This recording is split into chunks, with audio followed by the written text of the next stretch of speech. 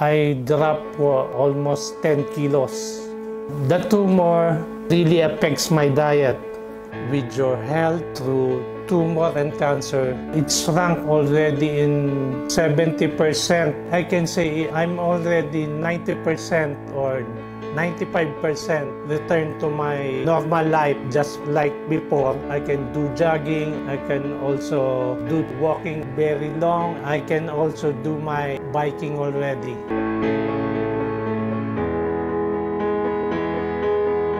I'm Charlemagne Mendoza Sadi. I'm a Filipino, 50 years old. I'm suffering from carotid paraganglioma.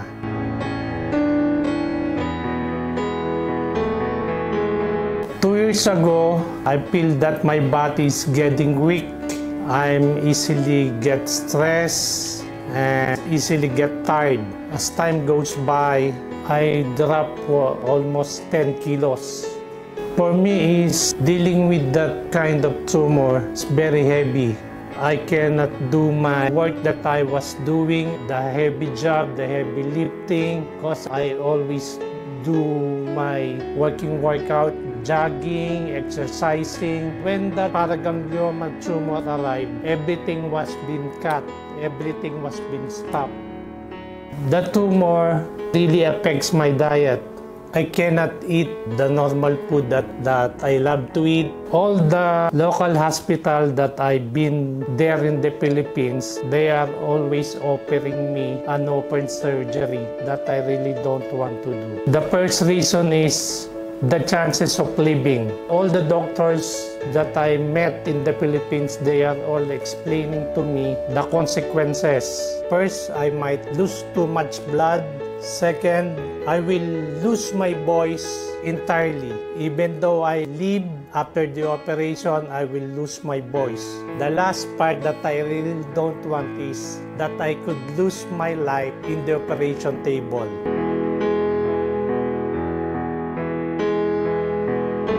They don't give me any medication. Not even the Philippines. I do also some research what are the treatment for the paraganglioma. Even in America, they are also offering an open surgery. Way back in your extension office there in the Philippines, the doctor there explained to me everything. No operation, you will not be harmed. I underwent nutritional therapy when I first came here in this hospital. The treatment is very good. As far as I know, I came back again to myself on 100%. It's ranked already in 70%. They have the great procedure. Don't need any operation, any open surgery. Everything is calculated upon your body.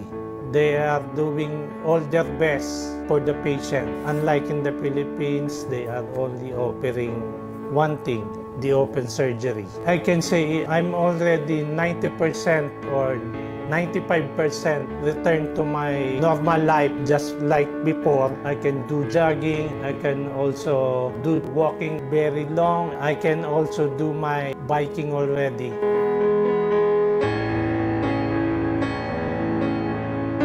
I can give you a score. I'll assess you on 100%. Good percentage, good performance. All the staff, from the people that clean the room, sanitation staff, the janitorial staff, the nurse, the doctors, they are all good. They are very, very cooperative. They are very, very jolly when you talk to them.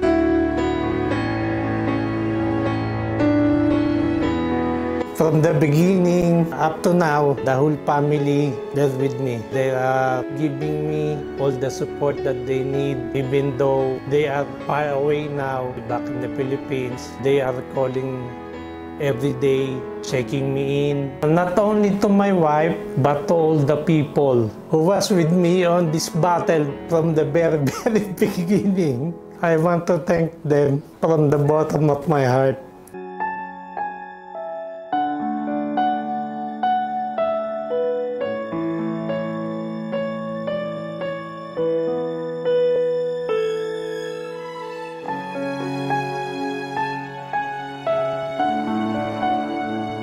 make a decision. Do you want a surgery? Do you want a too much chemotherapy in your body? This is the only thing that I can say to you who is watching right now, who is struggling right now with your health through tumor and cancer. Much better if you can come here in this hospital. That as I 100% recommended it to you. This is the best hospital that as far as I know, they save many lives. Not only me, but many.